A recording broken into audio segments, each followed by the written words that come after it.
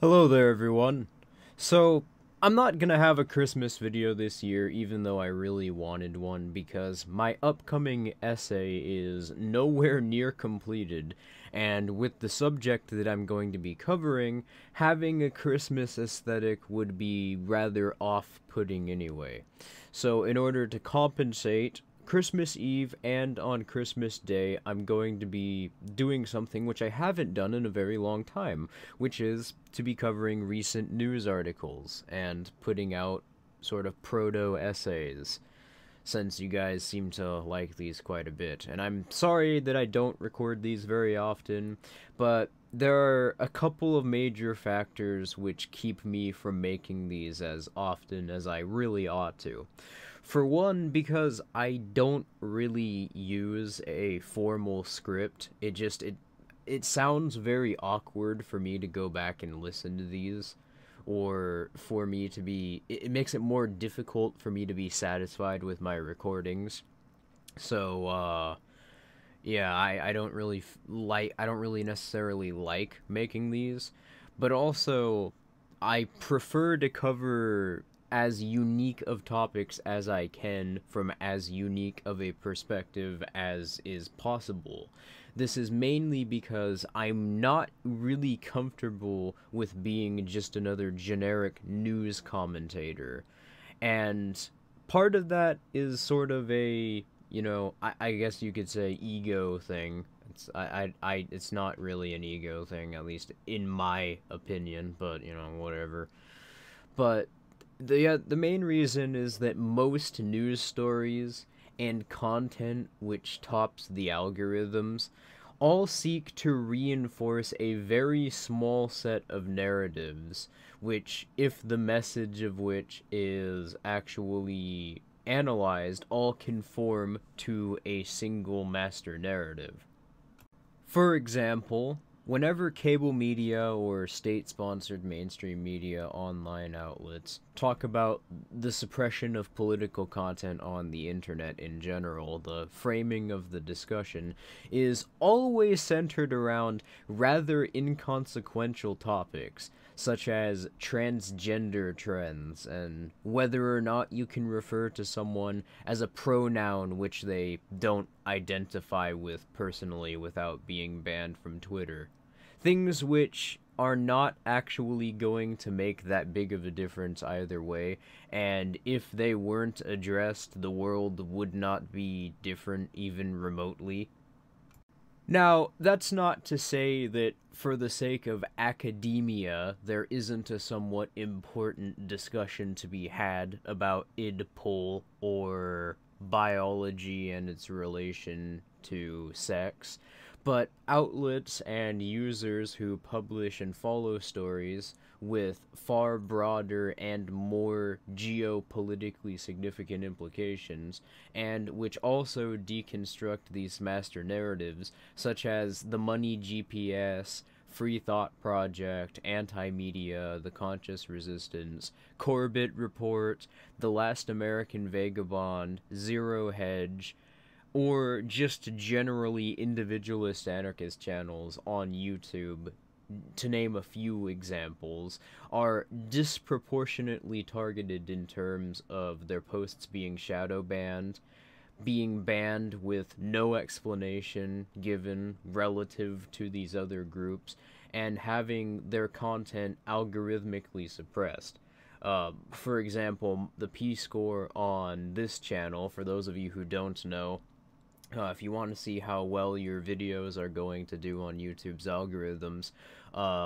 in the source code, I haven't checked this recently, so I'm not sure if this is still a thing. I heard talk of YouTube recently closing their source code so people couldn't see this. But, you used to be able to go to the P score, to the source code of each video on each YouTube webpage. And there used to be something called a P score, and how high or low the P score was determined how prominently that video was going to be appearing in the recommended feed of other users. And this channel, along with other libertarian channels, at least when the P-score was visible, were several hundred points apart from a lot of these other content creators, which are supposedly being suppressed in the algorithms. But Free Thought Project and Anti-Media, for example, despite having tens of thousands of followers respectively, were both completely purged from Facebook and Twitter at the same time, with absolutely no reason being provided by Facebook or Twitter months in advance to the same thing happening to Alex Jones. No state media outlets, nor did most of these so-called alternative media personalities so much as even mention this, but when it happened to Alex Jones, he was given mainstream attention. Whereas the focus of most of the media attention to content suppression online goes to Marxist and reactionary identitarian content, along with mainstream normie or partyarchist content, despite the content put out by the said content creators ascribing to these leanings and affiliations, all doing suspiciously well in the algorithms relative to these other before-mentioned pages. The main difference being that these types all conform rather well to the state's master narrative, both directly and indirectly, regarding the notion that the political system is a representation of your interests, and that you need a state or else your interests can't be met. Which I guess leads me into the topic of this video for most people who watch this channel. It should be relatively uncontroversial at this point, but for any potential newcomers, welcome. The current state of online media is not a product of free association, nor is it even an approximation of free market entrepreneurial activity in general. The state has a great degree of autonomy over every single major website through both direct and indirect means. Silicon Valley itself was a development project was the result of a development project financed by the US government during the Second World War, explicitly for the intentions of building technology created for the sake of military counterintelligence. There's the government to social media pipeline, which I've covered extensively, TLDW. Many, if not most of the people in executive positions for Facebook, Google, or Twitter were formerly, if not currently, political figures in key roles of influence within the state. For example, as pictured, Gordon McMillan, who is the executive editor for Twitter in the Middle East and North Africa, is currently still in the 77th Brigade of the United Kingdom's military, the branch specifically tasked with engaging in psychological warfare and creating domestic propaganda. There's Operation Choke Point, where the U.S. government, through the FDIC, will manipulate the credit ratings of online firms whose terms of service don't conform with the interest of the U.S. government to deem them a credit risk, and cause their server hosts to disassociate with them along with their advertisers. There's the origins of many of these Silicon Valley tech companies being very closely associated with the CIA. Google, for example, was financed by a front group for the CIA posing as a venture capital firm known as In-Q-Tel. There are the subsidies many of these tech companies receive, which allow them to externalize costs and incentivize them to obtain more resources than they otherwise could manage. Regulations imposed by other countries such as Canada or Germany on hate speech, quote-unquote, which dictate the terms of service of many of these websites, and the international government-sponsored think tanks and media cartels directly influencing and enforcing the terms of service for many of these companies. Both Facebook and Twitter, for instance, contracted a company known as Digital Forensics Lab to carry out their terms of service and issuing bans. and this company is a front group for the Atlantic Council, which is a member organization of the Council on Foreign Relations. For those of you who don't know about the CFR, it's an organization sponsored by most member states of the UN, which helps governments write domestic propaganda narratives. Think the World Trade Organization, but with news media. And I would not be able to cover even half of what is necessary to go into what you need to know about the Council on Foreign Relations. So James Corbett has a couple good videos about them, and I'd recommend you all go look those up. I'll leave them in the pinned comment. But given the degree to which various states around the world influence the conduct of social media platforms and the proprietary internet in general, these various inconsistencies which otherwise existed with the narrative being propagated without taking this factor into consideration begin to make a lot more sense. Because of the state's overwhelming ability to exert influence over online platforms, it can reasonably be assumed that the policies and narratives promoted by these platforms are going to favor the state's interests, and in many ways, these platforms and the state share interests in a rather codependent fashion. And as a result, this calls into question many things, such as the state's interest in their antitrust suit against Google, along with the explicit support of such legislative fiat from people like Mark Zuckerberg, whom, if we were to believe the state's media framing, the fact that this exists would contradict that narrative. But for the sake of this video, and I do plan on actually making a more in-depth analysis of media propaganda narratives in the near future, since they've always just been something that I've mentioned and I've elaborated on, but I've never actually explained how they sort of play off of each other and how they work to create a master narrative, because it really is kind of like a disgusting web where all these things are interconnected and every single thing put forward by the media and the state, every framework they create plays off of another thing which is said by the state, and it's just it's really amazing, and I've never seen anyone ever quite accurately nail it.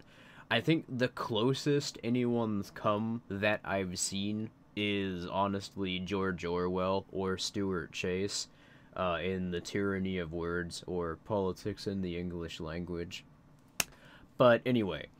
I just wanted to briefly point out the manner in which it appears that this so-called culture war you hear so much about was itself manufactured by the government for the sake of maintaining a socio-political order where the state is seen broadly as a means by which most people can have their interests met, at a time where the former socio-political order, which was based on blind faith in the party system, reinforced by the threat of violence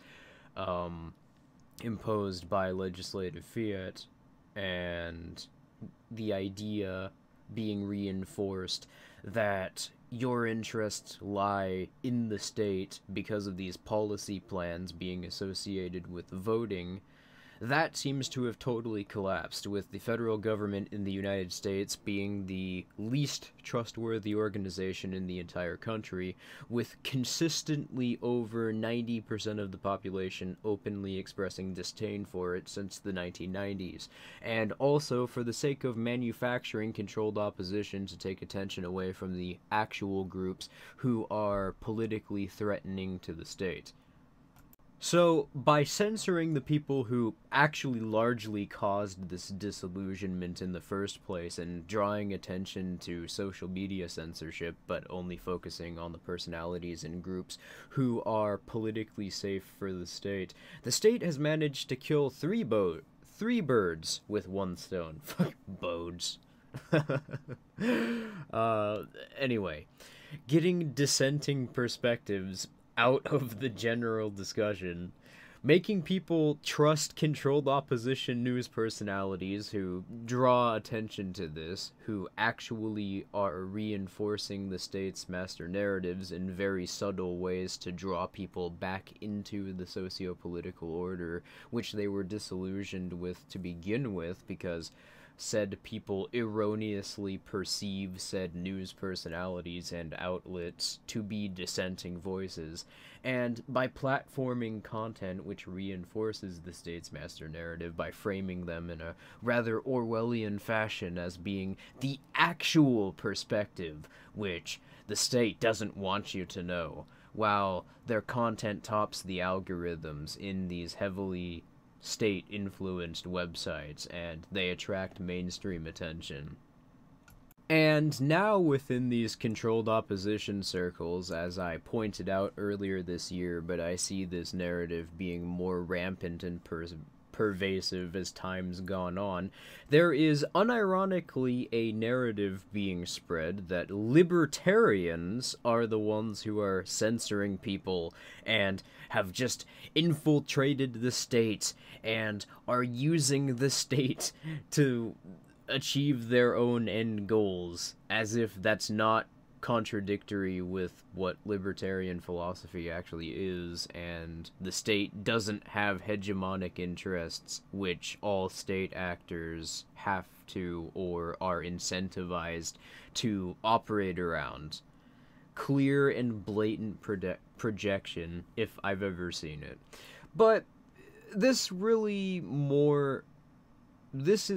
more how the state handles actual dissent. And I've seen a lot of people observe the fact that when these culture war types end up being censored, it tends to bring a lot more attention, not just to them, but the ideas which they were espousing, due to the fact that the same platforms and media organizations who within this narrative are trying to suppress their ideas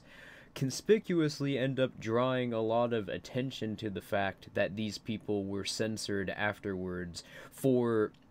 and it's framed as if they were censored for espousing these ideas, because these ideas are threatening to whatever establishment figure the personality in question blames for being most of society's problems. Shrugging this off as... But anyway, most people shrug this off as just being the state or the media making a mistake, despite the fact that they keep making this same quote-unquote mistake over and over again, and the Streisand effect, which this plays off of, is well documented, and it's pretty well known how it works. So, no, obviously this is nonsense. The state knows full well what they're doing, and so do these social media companies. The state and these media firms spend billions of dollars a year on focus group research, psychological experiments, and testing advertisement strategies, specifically for the purpose of learning what people respond to, and consequently how to manipulate people into internalizing the specific frameworks which are beneficial to their own interests, and engaging in strategies which seek to promote that. I mean, we know that the FBI uses various message boards, such as 4chan, to try and propagate disinformation in the form of black propaganda, as was revealed earlier this year. The state absolutely understands how ideas spread online. In fact, if you were to look at where the notion that the state doesn't understand social media originates from, you can see there's a very strong association with this narrative being spread by people like Greg Gutfeld and RT. So, state-controlled media, in the other words. This narrative itself, therefore, likely has its origins in the intelligence agencies. Anyway, so this wasn't really much of a news video, as I mentioned in the introduction, as much as it was kind of an essay, except not really an essay because it didn't have a formal argumentative structure regarding a topic that I plan on covering in much greater detail in the future, but it's relevant right now, and I otherwise wouldn't have put out any content like I want to for Christmas to ensure that you guys have some content from me for the holidays. So please comment your thoughts, rate and subscribe. I gotta tell you that I often find myself wanting to talk about subjects like this, which don't really fall into the category of news, and I can't really work into an essay, but are important nonetheless. If this format is received well enough, I will more than happily record videos like this more often. So, anyway, with that, I will see you all tomorrow on Christmas Day. Merry Christmas, Happy Holidays, whatever. See you all next time.